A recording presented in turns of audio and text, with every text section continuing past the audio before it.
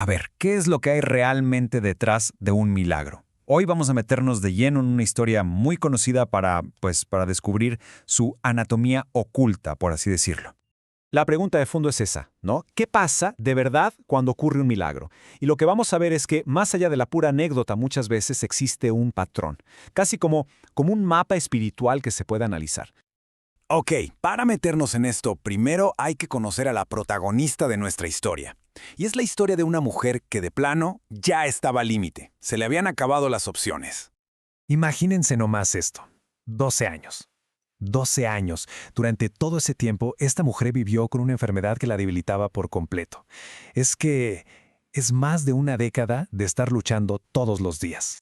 Y ojo, porque según nos cuenta la fuente, el problema no era nada más físico. Su condición, en esa cultura, la hacía impura. ¿Qué significa eso? Pues que la convertían en una marginada social. Y para colmo, se había gastado hasta el último centavo en doctores y nada, solo empeoraba. Así que pónganse en su lugar, aislada, agotada y literalmente en bancarrota. Pero en medio de toda esa desesperación, un día escucha hablar de un tal Jesús. Y una sola idea, una idea que fue como una pequeña semilla de fe, empieza a crecer en su mente. Esa frase se convirtió en su única esperanza. Y esa convicción fue tan fuerte que la hizo actuar. O sea, no se quedó nada más pensando. A pesar de lo débil que estaba, a pesar de que no debía estar ahí, se mete entre un gentío, se abre paso como puede y estira la mano para tocar su manto. ¡Y ¡pum! Al instante sintió que algo cambiaba. Fue sanada. El evento fue tan real, que el mismo Jesús se detuvo y preguntó, ¿quién me tocó? Y justo esto, nos trae a la pregunta clave de todo este análisis. ¿Esto fue algo que pasó una sola vez? ¿Una especie de rayo de suerte divina? ¿O hay algo más aquí? ¿Un patrón que se puede repetir? ¿Algo que podemos entender? Pues bueno, según la fuente, sí que hay un patrón. Uno de 5 pasos, de hecho. Es casi como un protocolo espiritual, si lo quieren ver así. A ver, vamos a desglosarlo. Fíjense, el proceso tiene toda la lógica del mundo. Para ella, todo empezó con lo que llaman la semilla, que fue simplemente escuchar la palabra, la promesa. De ahí nació la convicción, o sea, el creer de verdad y decidirse a tocar esa promesa. Eso la empujó a la acción, a moverse, a poner su fe en marcha. Y es ahí donde ocurre la transferencia de poder. Para terminar en la proclamación, que es cuando el encuentro ya se vuelve algo personal, algo real. Ahora, aquí es donde la cosa se pone de verdad muy interesante. Porque este patrón, que es súper antiguo, resulta que tiene un eco sorprendente en un concepto de la ciencia moderna. Es una conexión que, la verdad, a mí me parece fascinante. Y para explorarlo, vamos a lanzar una pregunta que suena un poco a ciencia ficción, pero quédense conmigo. ¿Será que la fe puede, de alguna manera, colapsar la realidad? ¿Algo parecido a lo que hace un observador en la física cuántica?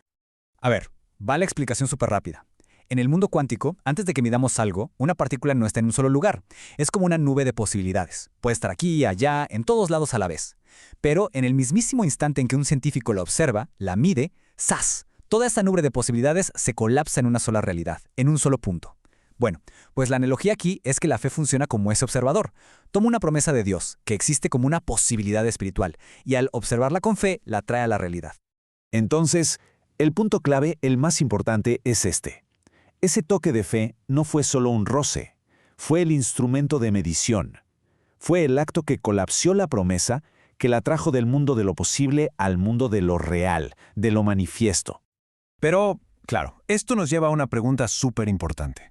Si la fe puede hacer esto, ¿cuál es la diferencia entre la fe y, no sé, la magia? ¿Dónde está la línea para no caer en querer manipular el universo con una fórmula? Bueno, la fuente aquí es súper clara. Fíjense en la tabla.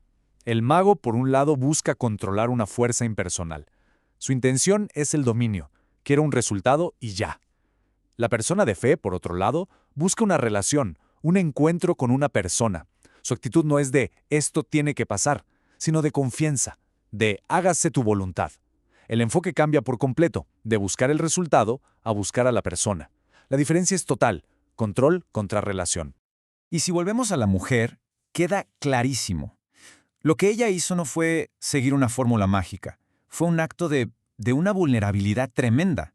Se arriesgó a que lo humillaran en público, no para obtener un resultado, sino para tener un encuentro con la persona en la que había puesto toda su esperanza. Su fe era relacional, no un simple rito. Y todo esto nos lleva a la pieza final, a la gran conclusión de este análisis. Todo lo que hemos visto apunta hacia una idea muy poderosa, la idea de un atrevimiento santo. Para entender a qué se refiere esto del atrevimiento, hay un versículo en la Biblia que, la verdad, la primera vez que uno lo lee, suena fuerte. Dice que el reino de los cielos sufre violencia. Obviamente no se refiere a violencia física. Entonces, ¿a qué se refiere? Pues esa violencia santa no es agresión.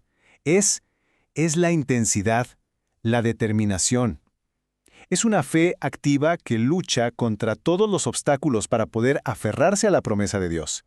Es exactamente la fe de esa mujer abriéndose paso entre el gentío, negándose a que nada ni nadie la detuviera.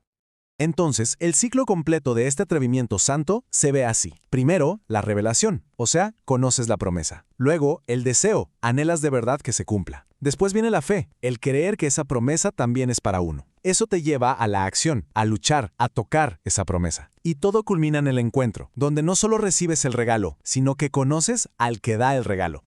Y bueno, todo este análisis nos deja con una pregunta final, una reflexión para llevarse. ¿Qué promesa en la vida de cada quien está ahí, esperando un toque de fe atrevida? Ahí se las dejo, una pregunta para pensar.